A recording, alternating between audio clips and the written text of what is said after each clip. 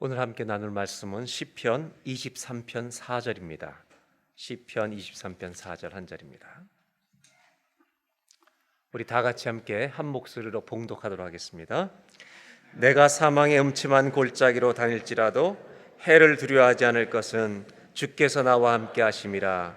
주의 지팡이와 막대기가 나를 안위하시나이다. 아멘. 제가 한 번 더 봉독해 드리겠습니다. 내가 사망의 음침한 골짜기로 다닐지라도 해를 두려워하지 않을 것은 주께서 나와 함께 하심이라. 주의 지팡이와 막대기가 나를 안위하시나이다. 네, 밴쿠버가 이렇게 눈이 많이 와서 예배를 제대로 못 드리게 될 줄 누가 알았겠습니까? 옆에 분하고 인사하실까요? 인생도 이와 같습니다. 늘 뜻밖의 일이 일어나는 게 인생입니다, 여러분. 그런데 오늘 원래는 그 믿음 시리즈로 시작하는 3주를 계획했었는데 오늘 못 오시는 분들이 많이 있기 때문에 어제 우리가 모여서 회의를 하면서 이제 예배를 이렇게 드리기로 결정하고, 그래서 설교를 다른 설교로 이제 나누려고 준비를 어제 교회 와서 새로 하게 됐습니다. 그러면서 이렇게 눈길이 정말 어렵고 다니기 어려운 이때 시편 23편 여호와는 나의 목자시니 이 말씀을 나누는 게 좋겠다 싶어서 지키시는 하나님이라는 제목으로 오늘 좀 말씀을 나누려고 합니다. 이 시편 23편을 우리가 다 좋아하는 시이긴 한데 이걸 더 깊이 이해하기 위해서는 이 목자와 양의 관계를 여러분들 우리가 이해할수록 이 말씀은 사실 더 깊은 은혜가 될 수 있다는 것입니다. 다윗은 이 시편을 썼지만 이 사람은 목동으로서 활동을 했다는 것을 우리가 잊어버리면 안 됩니다. 다윗은 양을 쳐본 경험이 있는 풍성한 경험을 가진 사람입니다. 그래서 목자들은 양을 데리고 유목민들은 이 풀을 잘 먹이기 위해서 1년 동안 이제 겨울 되기 전에 여행을 합니다. 풀이 있는 곳을 쫓아가는 겁니다. 늦여름이 되면 여러분 평지에는 풀이 다 말라기 때문에 산 꼭대기로 올라갑니다. 그때 여러분 양들을 우리가 온순한 동물로 알고 있지만 목자들의 기록에 의하면 양처럼 지 멋대로 가는 동물도 드물 정도입니다. 풀어놓으면 별 양들이 다 있습니다. 여러분들이 여행 중에 혹시 산에 있는 양들을 보신 적 있을지 모르겠지만 진짜 바위 위에 같은 데 가 있고요, 별 군데 다 가 있는 겁니다. 그래서 목자가 없으면 정말 위험한 동물 중에 하나가 사실은 양입니다. 첫째는 지멋대로 가기 때문이고 두 번째는 위험한 동물을 만나면 인생이 끝나기 때문입니다. 그리고 가을을 지나게 되면 이 모든 양들을 데리고 다시 집으로 돌아오는데 그때 돌아오는 길에 골짜기 같은 데를 통과하게 됩니다. 왜냐하면 거기는 물도 있기 때문에 글로 가고 때로는 그 길이 더 안전한 길이기 때문에 가는 것입니다. 그러면서 이런 길들을 지나면서 양들은 전부 다 목자를 의지하는 법을 배우는 이런 여정을 가게 되는 겁니다. 다윗은 양이 목자가 없을 때 얼마나 위험한지를 철저하게 인생 동안 양을 치면서 경험한 사람입니다. 그래서 다윗은 하나님을 뭐라고 고백하냐면 시편 23편 1절에 하나님과 우리의 관계를 자기가 양을 쳐본 목자의 경험을 통해서 오버래핑을 시키면서 이렇게 고백하는 겁니다. 23편 1절 다 같이 한번 봉독합니다. 여호와는 나의 목자시니 내게 부족함이 없으리로다. 아멘. 여호와는 나의 목자이십니다. 이 고백은, 다윗이 한 고백은 그냥 나온 고백이 아니라 이론이 아닙니다. 왕이 되었을 때 나온 고백이 아니라 침상에서 만들어낸 얘기가 아니라 목자로 살아본 사람으로서 자기의 인생의 고난을 겪다가 하나님이 어떤 분인가를 가장 적절하게 찾은 단어 중에 하나가 목자였다는 것입니다. 이 말은 목자와 양은 뗄 수 없는 관계라는 겁니다. 자기가 양을 얼마나 정성껏 보살폈는지 알기 때문에 하나님은 우리와 관계없는 분이 아니라 언제나 나를 살피시고 보호하시고 지켜주시는 분이다. 이 고백을 하고 싶었던 겁니다. 그래서 다윗은 인생의 고난을 겪으면서 자연스럽게 가슴 속에서 터져나온 하나님, 그분은 나의 목자다 라고 하는 것을 시편 23편에 고백하고 있었다는 것입니다. 그런데 이 고난의 골짜기를 겪으면서 여호와는 나의 목자라는 고백으로 끝난 게 아니라 4절에 이렇게 고백을 다시 하고 있다는 겁니다. 내가 사망의 음침한 골짜기, 어떤 골짜기, the valley of any sufferings, 어떤 고난의 골짜기를 지나간다 할지라도 해를 두려워하지 않을 것은 주께서 나와 함께 하심이라. 여러분, 양들을 데리고 가도 양들도 어려움을 만나는 거예요. 하물며 인생을 살아가는 우리들에게 어떻게 편안한 것만 있겠어요? 당연히 골짜기를 지나가는 거죠. 여러분, 오늘 눈 때문에 이제 가족들이 같이 예배를 드려서 아이들도 와 있는 집이 있지만 10대 아이들 있잖아요. 10살 안 된 애들한테도 물어보세요. 너 혹시 any valley of suffering, 그런 어떤 고난의 골짜기 경험한 적 있냐? 그러면 애들이 다 그럼요 이렇게 얘기해요. 엄마는 나를 모르네. 요새 유치원 애들도 다 이런 골짜기 경험해요. 다 지나가는 거예요. 다 자기 나이에 맞는 고난의 골짜기는 다 있는 거예요. 그런데 사실은 이런 여러 가지 종류의 고난이나 이런 어려움보다 더 위험한 게 있습니다. 그게 뭐냐 하면 두려움이라는 것입니다. 왜냐하면 두려움이 밀려오면 사람이 할 수 있는 일도 못하게 됩니다. 마음의 소용돌이가 일어납니다. 그래서 사실 두려움이 사람을 망치는 겁니다. 그래서 독일의 어떤 학자는 뭐라고 글을 썼냐면 사람은 암 때문에 죽는 게 아니라는 겁니다. 말기 환자들은 어쩔 수 없이 암으로 가지만 암 환자들 중에 암이 무서워서 죽는 사람이 더 많다는 겁니다. 그만큼 두려움은 사람을 넘어뜨리는 겁니다. 그런데 다윗은 뭐라고 얘기하냐면 내가 사망의 골짜기로 다닐지라도 해를 두려워하지 않을 것은, 그 다음이 중요하죠. 주께서 나와 함께 하심이라. 아멘. 주께서 나와 함께 하심이라. 여러분, 다윗은 두려움이 없다고 말하는 게 아닙니다. 어떤 고난이 오면, 어려운 상황이 오면 두려움이 자연스럽게 일어나는 겁니다. 그러나 다윗은 뭐라고 얘기하냐면 두려워하지 않겠다는 것입니다. 두려움이 없다는 게 아닙니다. 두려워하지 않겠다. 두려움이 얼마나 큰지 몰라서 두려움이 없는 것이 아닙니다. 자신이 겪고 있는 두려움보다 우리를 보호하며 인도하시는 목자 되신 하나님이 함께 하심을 믿기에 내가 이 믿음으로 두려움을 이기겠다고 말하는 것입니다. 양을 길러보면서 다윗이 배운 게 이겁니다. 양 한 마리가 이렇게 살잖아요.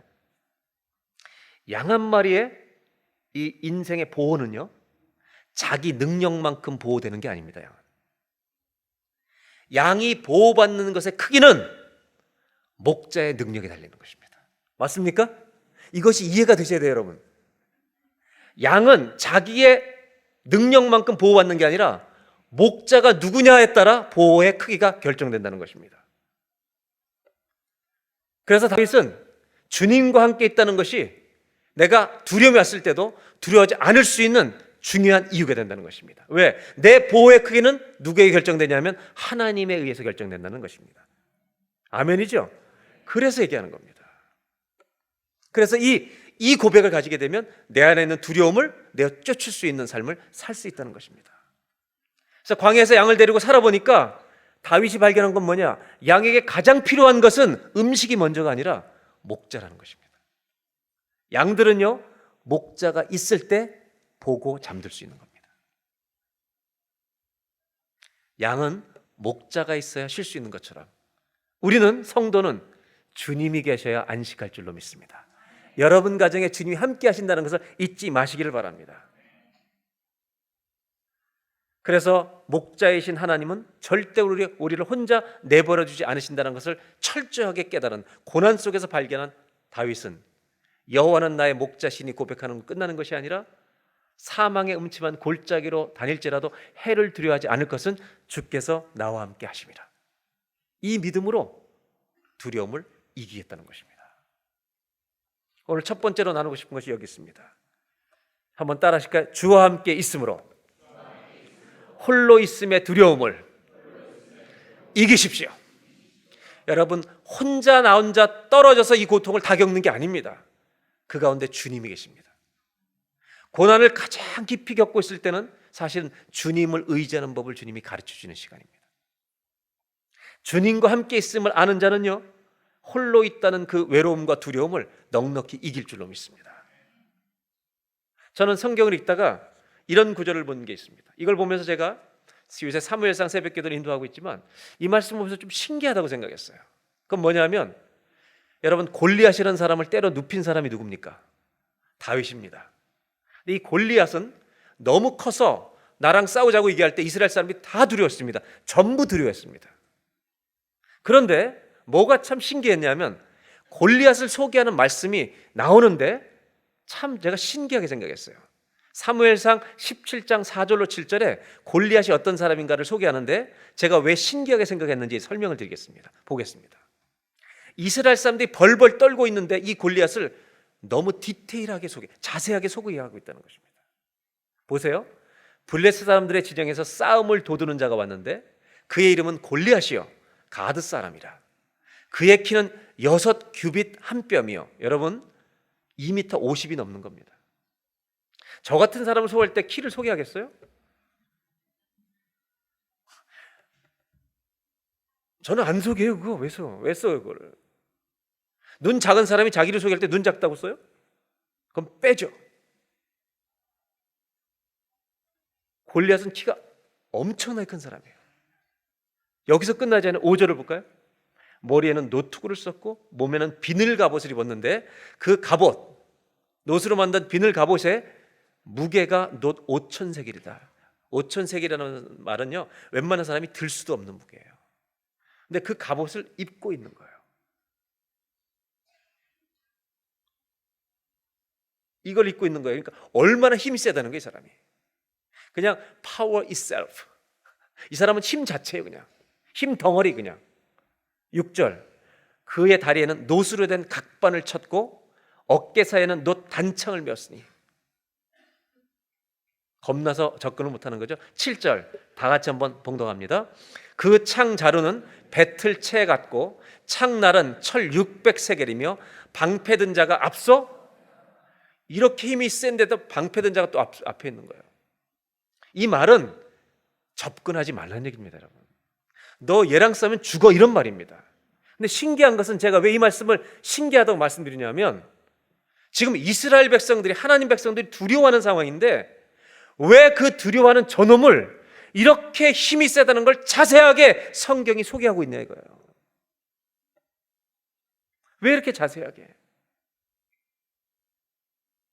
여러분, 더 두려워하라고 이렇게 썼을까요? 우리가 이 성경을 읽으면서 더 두려워하라고 썼을까요? 아니면 그 사람이 아무리 파워풀해도 without God, 하나님이 없으면 powerless다, 힘이 없다는 걸 보여주려고 써놓으신 걸까요? All the power without God is powerless. 아무리 어떤 능력을 가져도 주님 없으면 하나님 앞에서 힘이 없다는 것을 우리에게 보여주는 메시지인 줄로 믿습니다. 그런데 더 놀라운 것은 이 골리앗을 누가 때려 눕혔어요?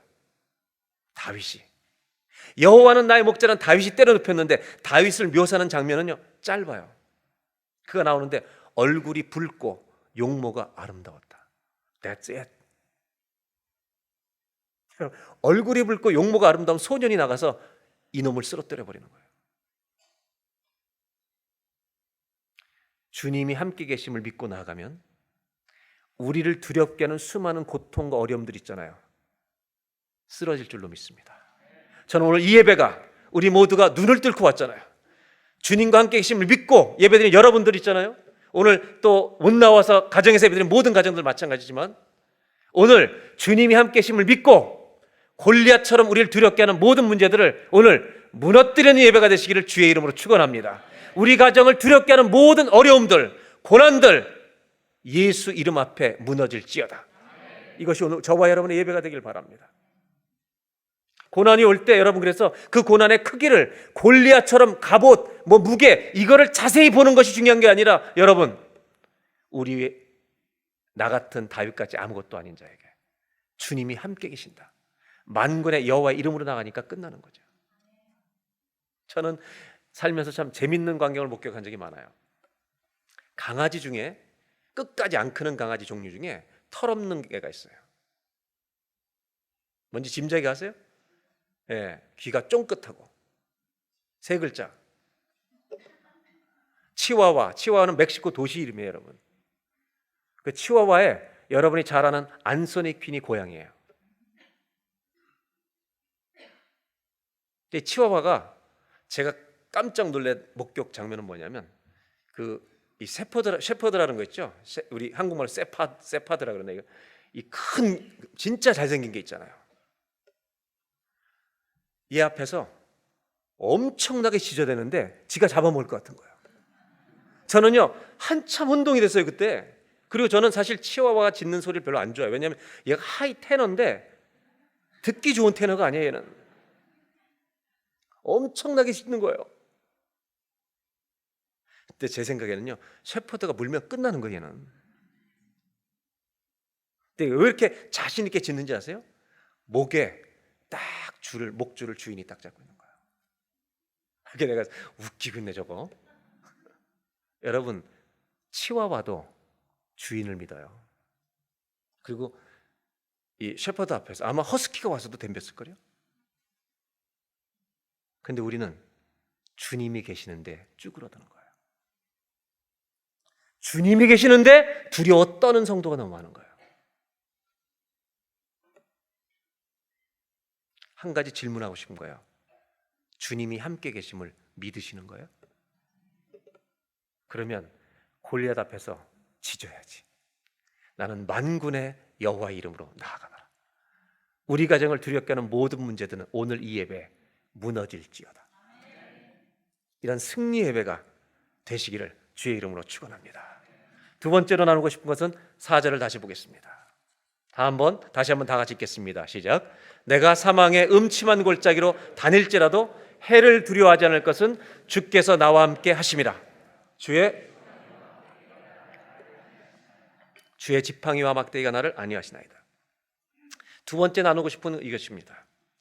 우리가 두려움의 골짜기, 고난 때문에 찾아온 두려움의 골짜기를 통과할 때 사람들의 공통된 반응이 있습니다. 그건 뭐냐면 빨리 통과하고 싶은 겁니다. 누가 두려움 속에 오래 있길 원하겠습니까?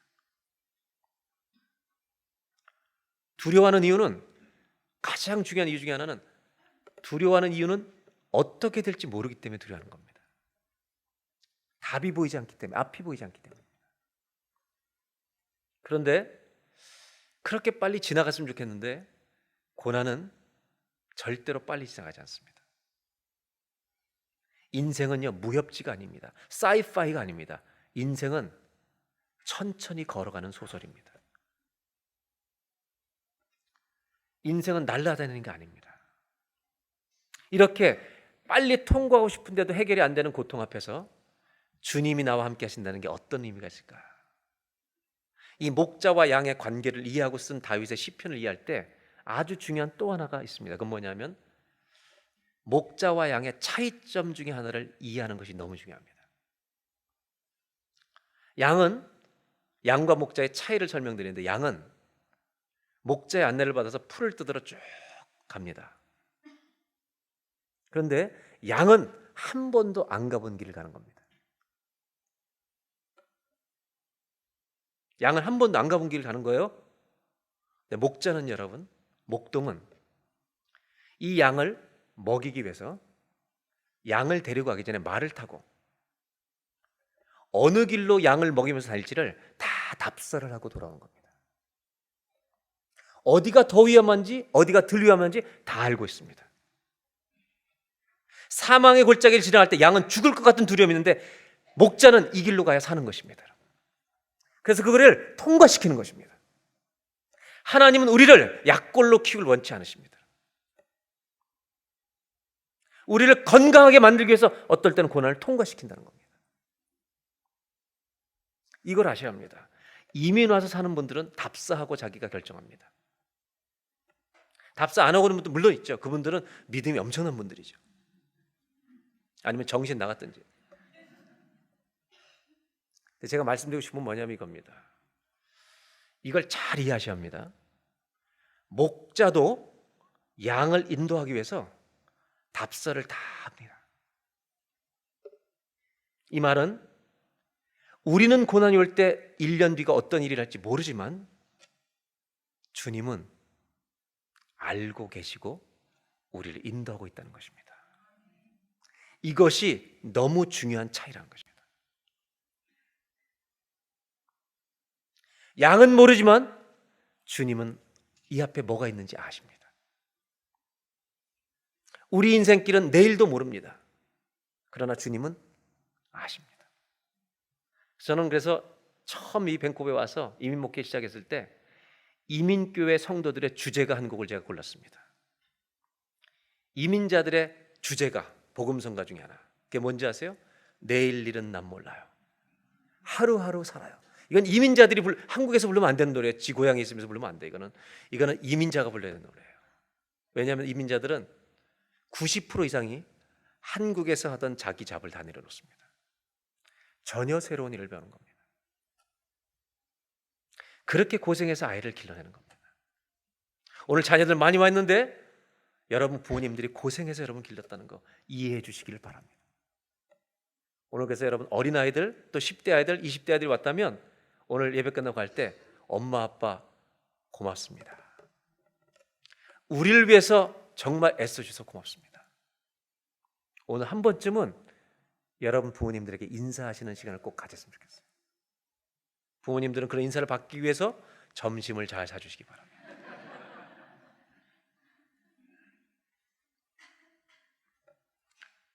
저는 이게 은혜가 돼요. 나는 모르는데 주님은 다 내 길을 알고 가시는 거구나. 욥처럼 고통이 컸던 사람이 어디 있습니까? 믿음의 사람인데 고통이 너무 커서 또 친구들까지 와서 막 뭐라 그러니까 얼마나 많은 이 말싸움, 설전을 벌입니까? 그러다가 욥이 완전한 해답을 42장에 받기 전에 욥이 괴로워하는 중에 고통 중에 부르짖다가 하나님의 신랄 같은 말씀의 답을 잠깐 받은 적이 있습니다.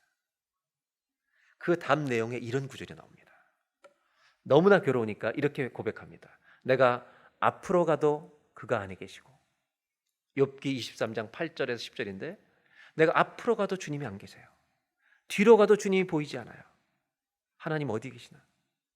9절 그가 왼편에서 일하시는 것 같은데 나는 만날 수가 없고, 그가 오른편에서 돌이키시지만 나는 배울 수 없구나. 그리고 10절에 이렇게 고백합니다. 다 같이 한번 읽겠습니다. 나의 가는 길을 오직 그가 아시나니.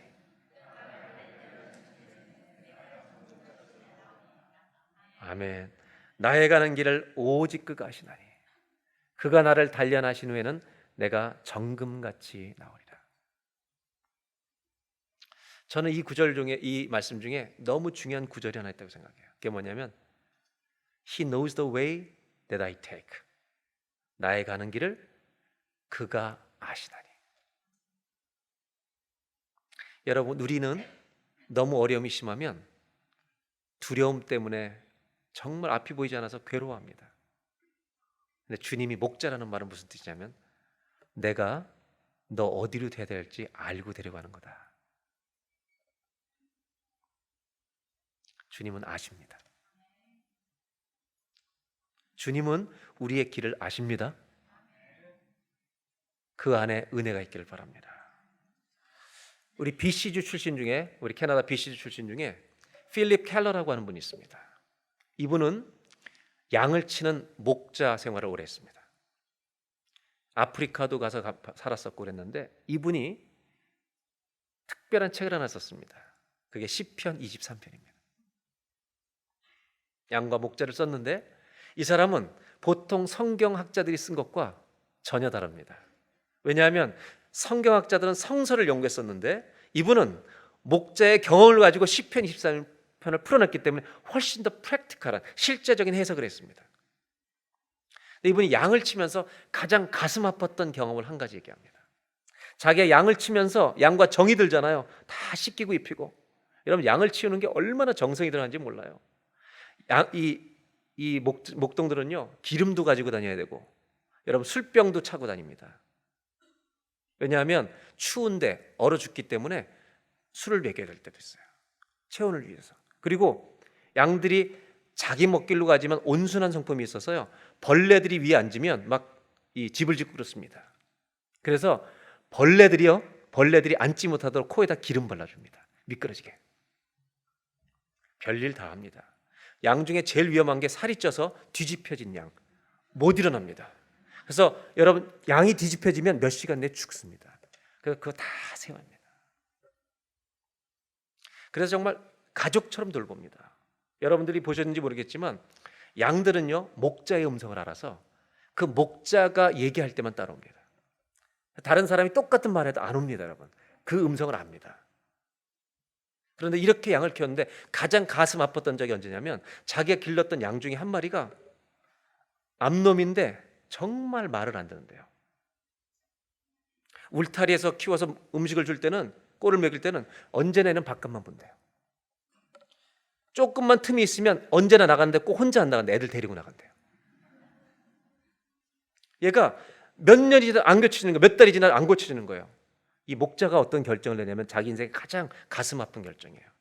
얘가 있으면 몇 마리가 이제 잡혀 짐승한테 죽는 거예요. 그래서 가장 안타까운 결정을 내는 게 뭐냐면 이 암양 한 마리를 자기가 직접 죽여버립니다.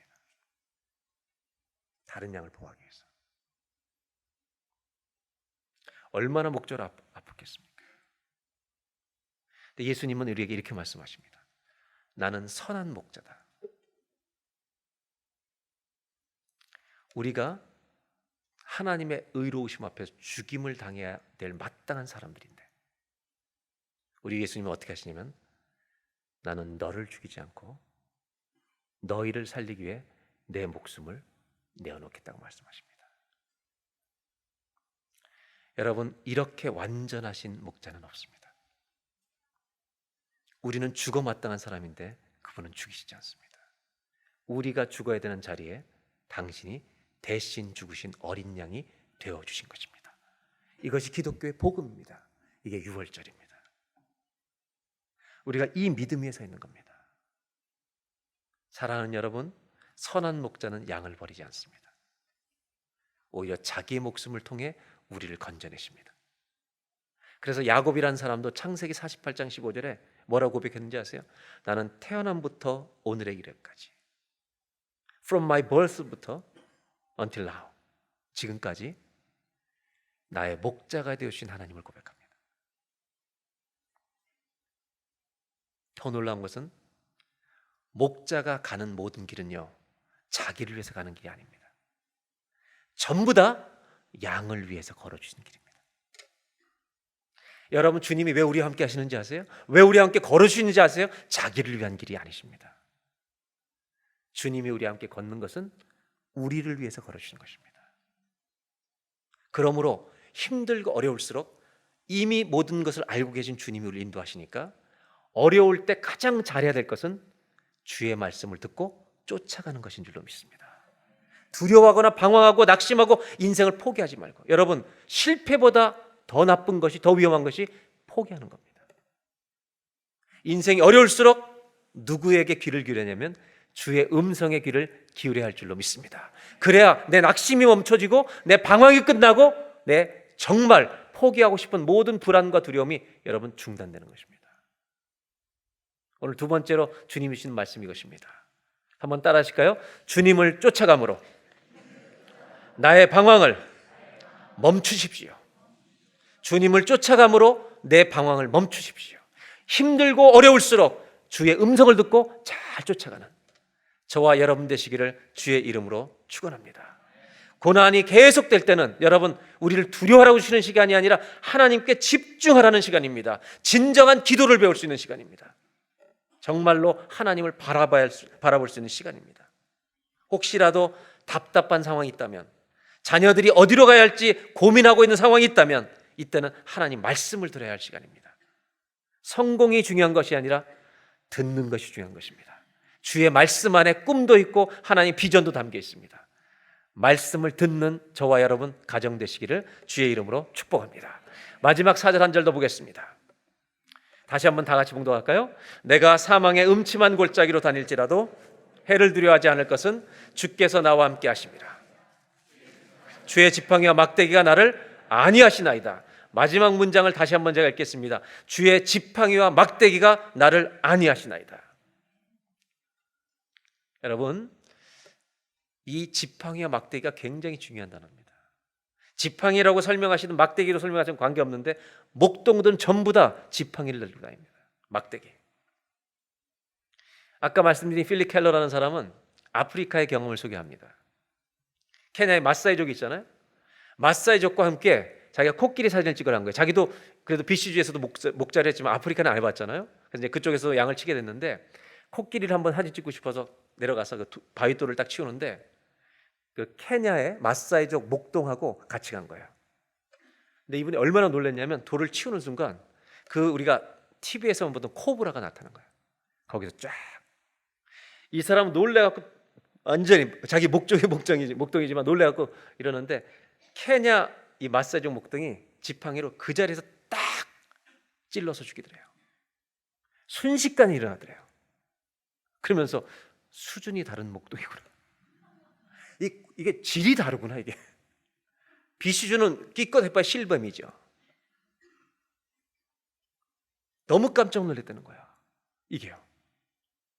막대기 안으로 그 자리에서 코브라를 없애는 거예요.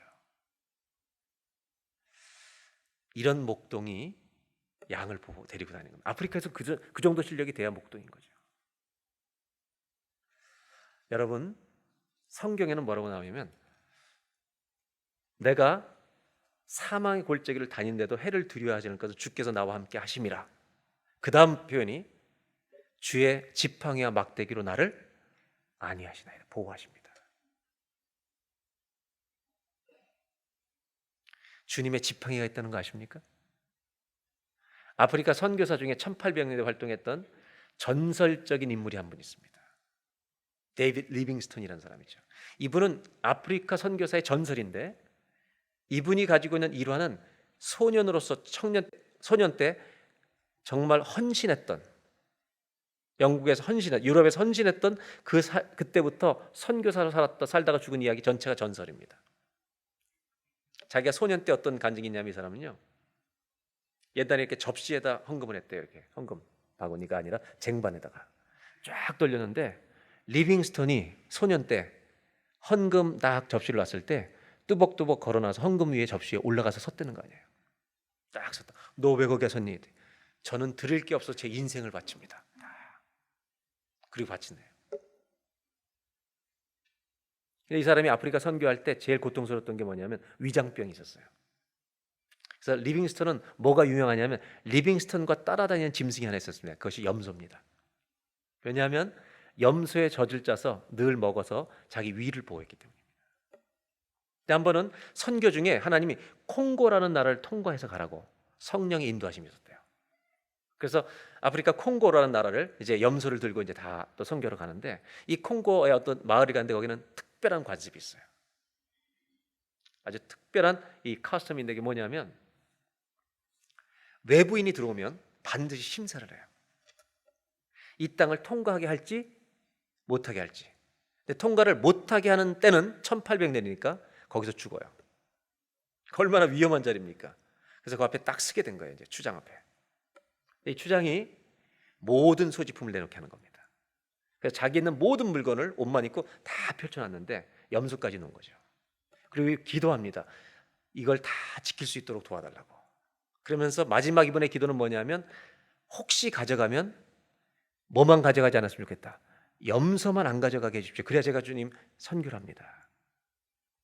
근데 인생은 그렇잖아요. 그걸 기도하면 뭘 뺄게요? 기도 잘 하셔야 돼요, 여러분. 하나님 이것만 그럼 그거 가져가실 때가 있거든요. 근데 염소를 추장이 딱 찍더래요. 달라고. 그 염소를 가져서 자기 신하한테 보내더니 다른 물건 하나 주더래요. 그게 뭐냐면 나무 막대기 하나를 주더래요. 그래서 이 리빙스턴이 화가 난 거예요. 이렇게 염소 한 마리 이 귀한 젖을 짜는 이 생물을 가져가 놓고 어떻게 나무 막대기 하나 주냐고. 이건 내가 잘라서 쓰면 된다고. 너무 화가 나서 설명하니까 그 아프리카의 부족 중에 한 사람이 이 막대기의 의미를 설명해 주더래요. 이 막대기는 추장의 이름이 새겨진 추장의 홀이라고. 이걸 들면 우리 동네는 아무 데나 닿는 겁니다. 할렐루야. 그리고 감사하면서 저 더 열심히 복음을 전할 수 있는 기회를 삼은 거죠. 여러분, 추장의 지팡이 하나 있어도 그 동네 다 다니는데 하나님 믿는 우리에게는 하나님의 지팡이를 들려주신 걸 아십니까? 모세의 지팡이, 아론의 지팡이, 여러분 골리앗을 놀래게 했던 다윗의 막대기. 다윗의 막대기 들고 나갈 때 얼마나 놀랐습니까? 골리앗이. 네가 나를 개로 여기고 이거 들고 나오냐고. 그걸로 다 때려눕힌 거 아니에요. 제가 마지막 질문 하나 했습니다. 주님과 함께 하시는 사람은 하나님의 지팡이를 주신 줄로 믿습니다.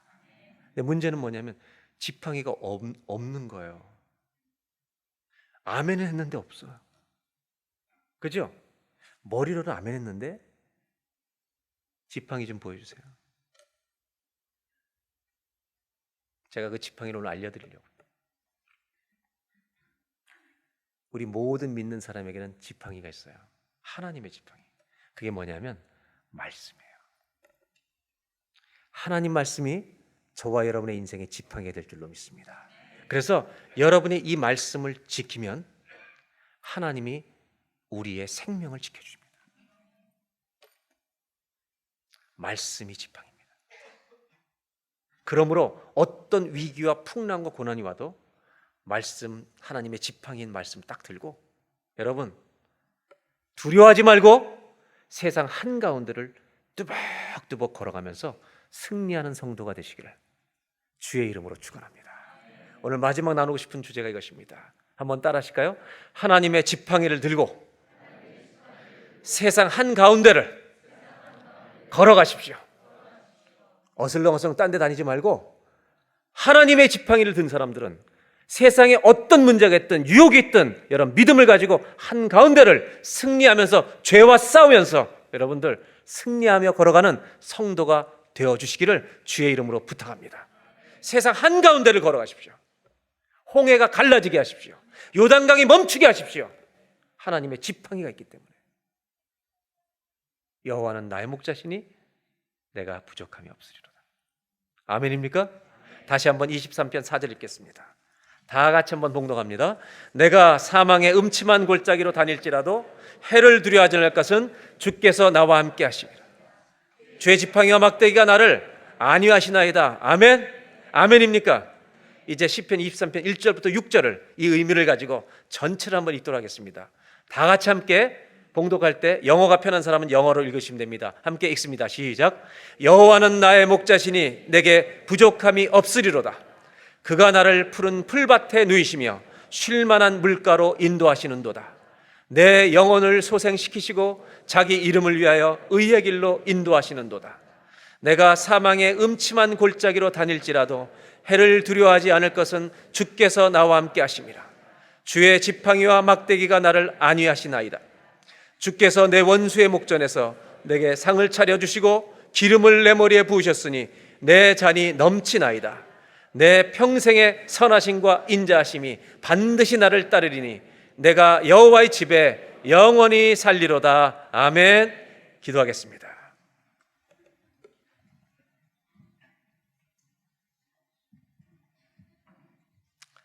우리가 이 시간 합심해서 기도할 텐데 어떤 사람이 인생을 걸어가는데 고난의 골짜기를 안 만나겠습니까? 어떤 사람에게 위험이 없겠습니까? 어떤 사람의 마음속에 두려움이 찾아오지 않겠습니까? 그러나 다윗은 이렇게 고백합니다. 여호와는 나의 목자시니. 목자가 누구인지 아는 것은 너무나 중요한 것입니다. 그리고 말합니다. 내가 사망의 골짜기로 다닐지라도 해를 두려워하지 않을 것은 주께서 나와 함께 하심이라. 주와 함께 하심으로 홀로 있음의 두려움을 이겨나가는 우리가 되게 하여 주시옵소서. 하나님, 힘들고 어려운 고난이 지속될수록 여호와께 하나님의 음성에 귀를 기울이게 하여 주셔서 모든 것을 알고 인도해 가시는 주님을 쫓아감으로 말미암아 나의 방황이 멈춰지게 하시고 나의 낙심이 멈춰지게 하여 주시고 나의 우울증이 떠나게 하여 주시고 하나님, 포기하고 싶은 모든 의욕을 잃어버린 것들이 살아나는 예배가 되게 하여 주시옵소서. 오늘 이 예배를 통해 기도합니다. 우리 가정을 두렵게 하는 모든 골리앗들이 오늘 무너지는 예배가 되게 하여 주시옵소서. 하나님의 지팡이를 들고 세상 한가운데로 걸어가는 승리하는 우리 모든 성도, 흩어져 있는 우리 모든 믿음의 그레이스 가족들 다 되게 하여 주시옵소서. 오늘 이 예배당에 있는 모든 성도들이나 예배당 밖에 있는 모든 가정에서 또 여러분 셀에서 예배드리고 있는 모든 성도들, 가정마다 셀마다 기도할 때 두려움들이 무너지는, 골리앗이 무너지는 예배가 되게 하여 주시옵소서. 그리고 하나님의 지팡이를 들고 세상을 향해 한가운데를 걸어가는 승리하는 우리 모든 성도들 되게 하여 주옵소서. 다 같이 한번 합심하여서 기도하겠습니다. 하나님 아버지 감사합니다. 오늘 눈 오는 가운데도 주님 전에 나와 예배합니다. 아버지 하나님, 곳곳에서 예배드리는 우리 모든 성도님들 기억하여 주시옵소서. 내가 사망의 음침한 골짜기로 다닐지라도 해를 두려워하지 않을 것은 주께서 나와 함께 하심이라. 주께서 나와 함께 하심이라. 아버지, 이 말씀이면 족합니다. 여호와는 나의 목자시니 이 말씀이면 족합니다. 하나님 아버지, 이 말씀의 그 의미를, 그 깊은 의미를 우리가 알게 하여 주셔서 어려운 세상 속에서 승리하는 주의 백성들이 다 되게 하여 주시옵소서. 하나님, 주님을 찬송합니다. 주님을 높여드립니다. 주님은 나의 목자이십니다. 모든 것을 아시고 인도하십니다. 아버지 하나님, 어려울수록 주의 음성에 귀를 기울이게 하시고, 어려울 때 가장 중요한 일은 아버지의 음성을 듣는 것입니다. 주님을 쫓아가는 것입니다. 그래야 내 방황이 멈춰집니다. 내 낙심이 멈춰집니다. 내 포기하고 싶은 마음들이 다시 하나님 앞에 소망으로 바뀔 줄로 믿습니다. 이 은혜가 우리 인생의 부모들에게, 자녀들에게 일어나게 하여 주시옵소서. 이제 하나님의 지팡이를 들고 아버지 세상을 향해 걸어가는 자들이 되게 하여 주옵소서.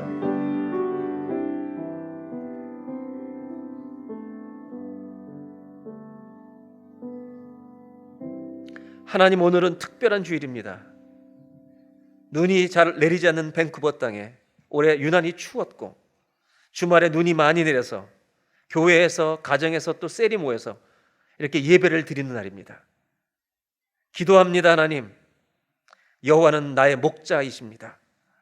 이것이 우리 안에 평생의 가슴 속에 아무도 빼앗아갈 수 없는 고백이 되게 하여 주시옵소서.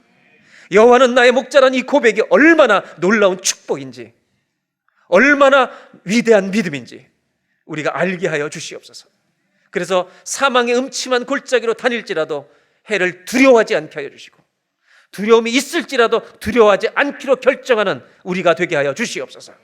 그 이유는 주께서 나와 함께 하심이라. 주님, 이 고백이 우리의 평생의 아멘이 되게 하여 주옵소서. 그리고 힘들고 어려운 때일수록, 앞이 보이지 않아서 두려움이 우리를 지배할 때일수록 두려움 속에 빠지지 않게 하시고, 그 두려움이 지배하는 걸 허락하지 않도록 여호와의 음성에 귀를 기울이게 하여 주시옵소서. 주를 쫓아가는 것입니다. 양에게 제일 중요한 것은 음식이 아니라 목자입니다. 목자가 있으면 사는 것입니다. 하나님, 우리의 목자가 되어주셔서 감사합니다. 주의 막대기와 지팡이로 나를 안위하시나이다. 하나님, 말씀으로 함께 해주시니 감사합니다. 하나님의 지팡이, 이 말씀을 들고 세상 한가운데로 걸어가 승리하는 우리 모든 성도가 되게 하여 주시옵소서. 오늘 이 시간에 예물을 봉헌합니다. 각처에서 예배드리는 곳에서도 하나님 앞에 봉헌합니다. 우리가 예물을 드릴 때마다 아버지 하나님, 이 예물이 우리의 하나님을 향한 진정한 감사가 되게 하여 주시옵소서. 믿음으로만 드리게 하여 주시옵소서. 은혜를 기억하며 드리는 예물 되게 하여 주셔서 어른들만이 아니라 우리 어린아이들도 어려서부터 하나님 앞에 빈손으로 나오는 것이 아니라 정성된 예물을 들고 나오는, 예배를 배우는 주의 자녀들 되게 하여 주시옵소서. 하나님 앞에 봉헌하는 가정들마다 하나님, 물질이 주인 되지 않게 하시고 믿음으로 물질을 다스리게 하시고 하나님 나라를 위하여 아버지 안에 물질을 사용할 수 있는 물질의 축복도 가정들에게 부어 주시옵소서. 우리 주 예수님의 이름으로 기도하옵나이다.